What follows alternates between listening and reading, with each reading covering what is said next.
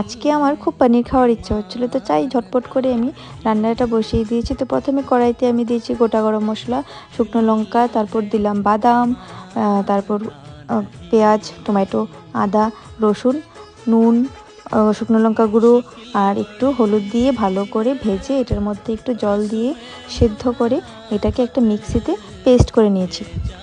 তারপর অন্য একটা কড়াইতে আমি তেল দিয়ে তাতে একটু বাটার দিয়েছি, দিয়ে পনিরগুলো একটু হালকা করে ভেজে তুলে রেখেছি ওই তেলে আমি দিয়ে দিয়েছি পেস্টটা। তারপর দিয়েছি আমি নুন আর অল্প স্বাদ মতো চিনি। তারপর দিয়েছি কাঁচা দুধ বলতে আমি এটা আমুল তাজা ইউজ করেছি, লিকুইড দুধ। আর এটার মধ্যে দিয়েছি কাসুরি মেথি আর পনিরগুলো দিয়ে লাস্টে বাটার একটা কিউব দিয়ে বাস রেডি হয়ে গেছে। তারপর বানিয়ে নিয়েছি আমি গরম গরম রুটি। তো রুটির সাথে পনিরটা খাবার জন্য একদম রেডি। তো দেখা হচ্ছে তোমাদের সাথে অন্য একটা